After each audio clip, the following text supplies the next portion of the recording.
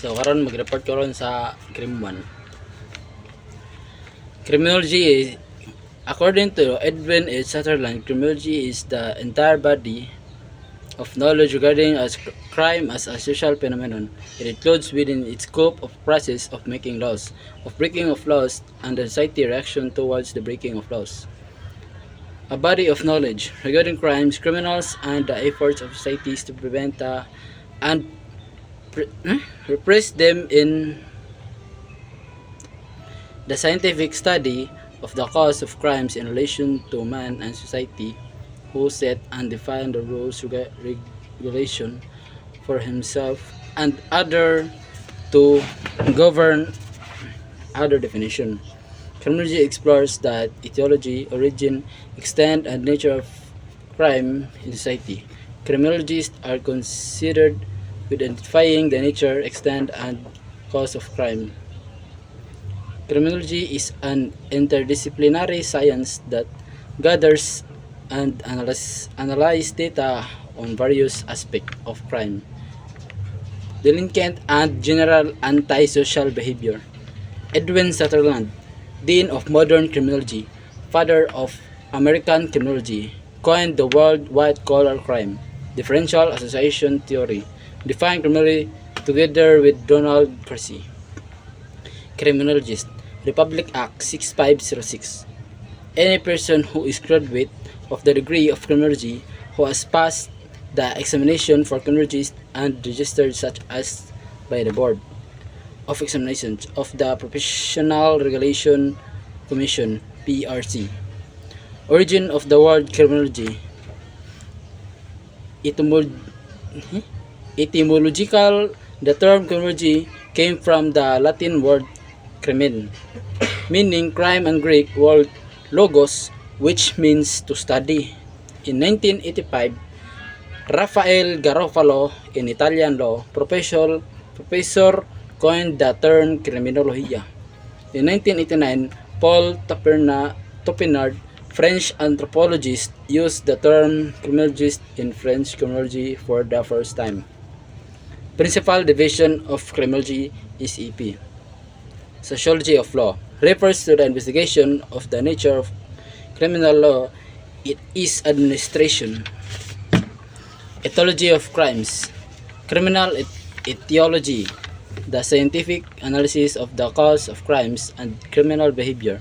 Etiology means origin, root, cause. 3. Penology. Penal science, the study of the control of crimes and the rehabilitation of offender. Is criminology a science? According to George Wilker, criminology cannot turn into a science since it has not yet attained universal or worldwide validity. Edwin H. Sutherland, the Dean of Modern Criminology, hope that I will become a science in the future, since the cause of crimes are almost the same, which may be biological, environment, or combination of two. Nature of criminology sand. It is a science. It is a social science because it study crime as such as phenomenon. Crime is a social problem which has a great impact to society. 2.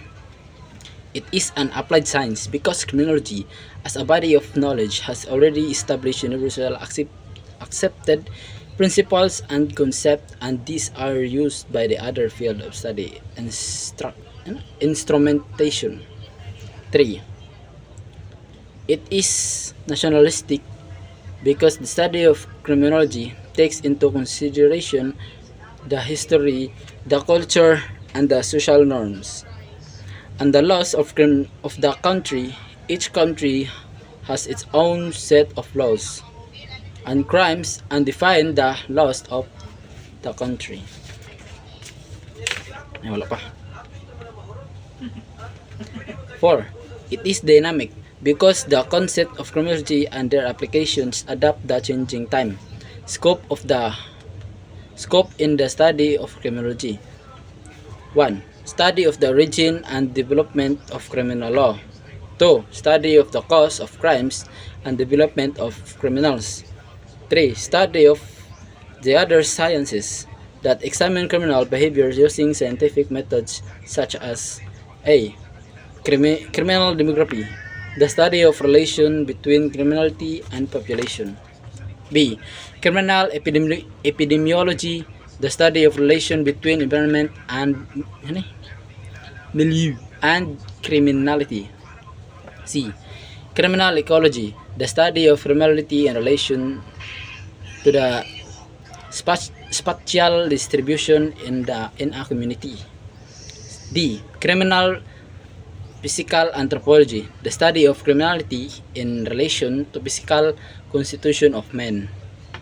E. Criminal psychology, the study of human behavior in relation to criminality. F. Criminal psychiatry, the study of human mind and relation to criminality. G. Victimology, the study of the role of a victim in the commission of crimes. Next. School of thought in criminology. School of thought refers to the group of beliefs that ideas that support a specific theory. 1. Demonological theory asserts that a person commits wrongful acts due to facts he was possessed by demons. 2. Classical school of criminology.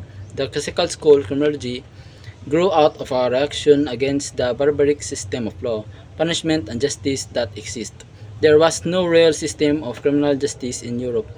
At that time, some crimes were specific, some were not.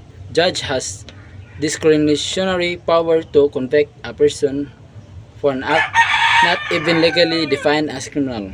This school of thought is based on assumption and that individuals choose to commit crimes after weighing the consequence of their actions. According to classical criminologists, individuals have free will.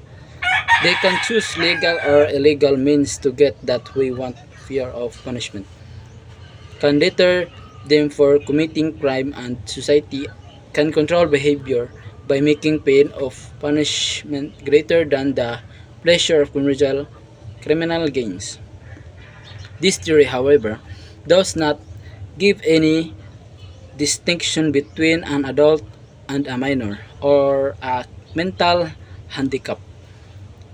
In as far as well as is considered, founders of classical school of criminology are Cesar Beccaria and Jeremy Bentham. Cesar Beccaria Bonesana Marchese di Beccaria from 1738 to 1794. Best known for his essay on crimes and punishment, which present key ideas on the abolition of torture as legitimate means of extract confessions. His book contains almost all modern penal reforms, but its greatest contribution was the foundation it led to subsequent change in criminal legislation. His book was influential of the reforms of penal code in France, Russia, Prussia, and influenced the first 10 amendments to the US Constitution. Beccaria believed that A. People want to achieve a pleasure of avoid pain. B. Crime provides some pleasure to the criminality. C. To deter crime, he believed that the must administer pain in an appropriate amount to counterbalance the pleasure obtained from crime. D. Famous saying, let the punish fit the crime, or the idea that punish shall be commensurate with the crime committed. Highlights of Cesar Beccaria's ideas regarding crimes and the criminal justice system. 1. Informing a human society, men and women sacrifice a portion of their liberty as to enjoy peace and security. 2. Punishment that go beyond the need preserving the public safety are in their nature unjust. 3. Criminal laws must be clear and certain. Judge must make uniform judgment in similar crimes. State diseases. 4. The law must specify the degree of convenience that will justify the detention of an accused offender prior to his trial. Proof beyond reasonable doubt. 5. Accusation must be public. False accusation shall be severely punished. 6. To torture accused offenders to obtain confession is inadmissible. 7. The promptitude of the punishment is the most effective curbs on crime centrally. 8. The aim of punishment can only to prevent the criminal of committing new crimes against his countrymen, and to keep others from doing likewise. Punishment before and the method investing them should be chosen in the due proportion to the crime them should chosen the promotion crime so as to make that most lasting impression on the minds of them. Deterrence. 9. Capital punishment is inefficacious and its place should be subtitled life imprisonment, abolition of death penalty. 10. It is better to prevent crime than to punish them. That is the chief purpose of all good legislation. Jeremy Bentham, 1748 to 1832. His contribution to classical school of criminology is the concept of utilitarianism and the philosophic calculus. Proposed utilitarian Hinduism is which explain that person always acts such as to seek pleasure and avoid pain. Founded the concept of utilitarianism as assumed that for our action are calculated in accordance to their likelihood of bringing pleasure and pain. Devised the pursued mathematical formula called philosophic calculus, which state that individuals are human calculators who put all the factors into an equation to order decide whether a particular crime is worth committing or not. He reasoned that in order to deter individuals from committing crimes, the punishment or pain must be greater than satisfaction or please he would gain from committing crime. Utilitarianism is a philosophy which argues that what is right is the one should cause the greatest good for the greatest number of people. Other refer to its greatest happiness principle or the principal utility. From this principle, Bentham should formulate the specific philosophical here. Philosophical is or the pleasure and the pain principle is theory that purpose that individuals calculate the consequence of his action by weighing the pleasure gain and the pain suffering he would derive from doing action. 3. Neoclassical criminology. This is theory modified the doctrine or free will by stating that free will of men be affected by the other factors crime committed due to compelling reason that prevail. This cause that pathology, incompetence, sanity, or any condition that will make it impossible for the individuals to exercise free will entirely.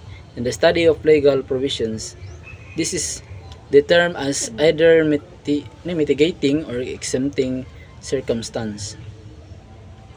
4. Positivist Italian School of Criminology. The term positivism refers to the method analysis based on a collection of observable scientific facts. Positivist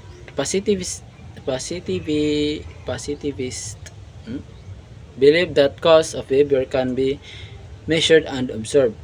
It demands for facts, and scientific proof, thus changing the study of crimes and criminal into scientific approach. Positive theorists were the first to claim the importance of looking at individual difference among criminals. These theorists, who can consider to individual structures of a person, stated that people are passive and control, whose behaviors are imposed upon them biological and environment factors. Auguste Comte was a French philosopher and sociologist and is believed to the one who invented the French term sociology. He was recognized as the father of phenomenology of positivism, Cesar Lombroso. Recognized as the father of modern and empirical criminology due to his application of modern scientific method to trace criminal behavior. However, most his ideas are now discredited.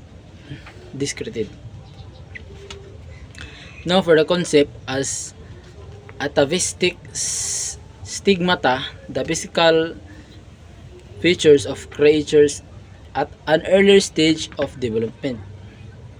Inspired by Charles Darwin's theory of evolution, he claimed that crimes are distinguishable from non-criminals due to presence of atavistic stigmata and crimes committed by those who are born with certain recognizable hereditary traits. According to his theory, criminals are usually in possession of huge jaws and strong height, just like that apes were their forearms to push themselves along the ground. Other physical stigmata include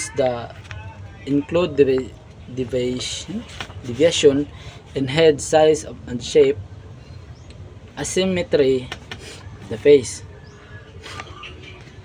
excessive dimension of jaws and cheekbones, eye defect, and peculiarities, as unusual size, nose twisted, upturned or flat, and dibs or equiline or break line in murders, fleshy lips, swollen or protruding, and patches in the cheeks, those like animals' toes. Lombroso's work supported the idea that the criminal was biological and physical inferior person. According to him, there are three classes of criminals. A. Born criminals, individuals with at least 5 atavistic stigmata ape-like. B. Insane criminal, those who became criminals because of some brain defect, psychological problem, which affected their ability to understand and differentiate what is right from what is wrong. C.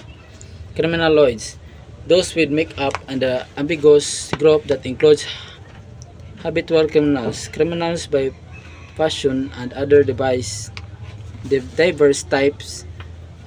D.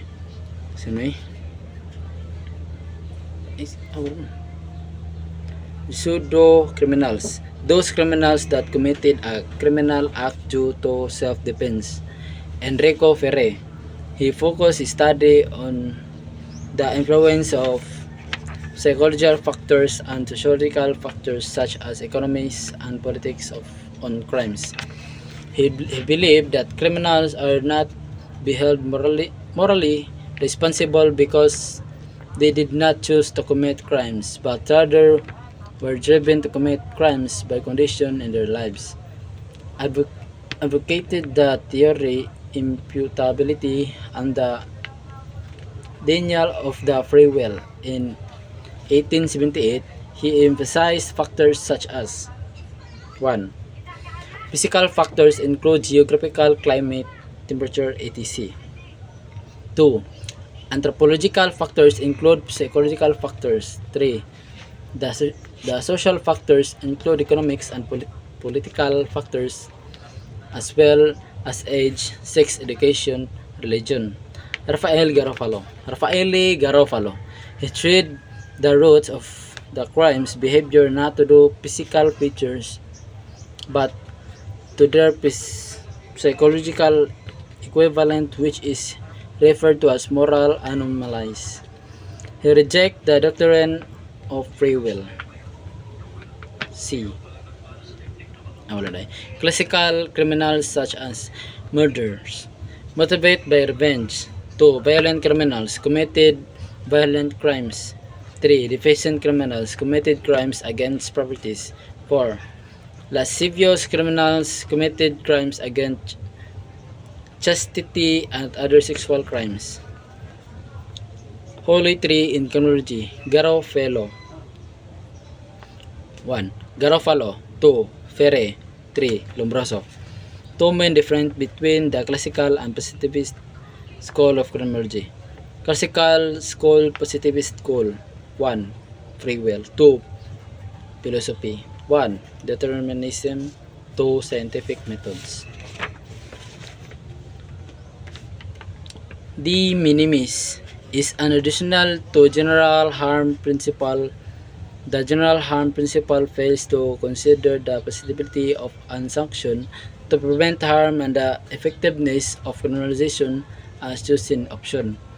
Kluhani, a criminologist, describes that direct and indirect deficiency of the means of the satisfier of the numerous sensitivities of man is sufficient stimulus for him to adopt honest or criminal methods in struggle that ensues to this man. Delinquency is strongly influenced by economic crimes and criminals. Crime. It refers to an act committed or omitted in violation of laws. Penal Law Dictionary. It also refers to an act committed or omitted in violation of a public law forbidding or commanding it. Reyes 2006. Crime would not committed without any of its essential elements. DOC. Desire.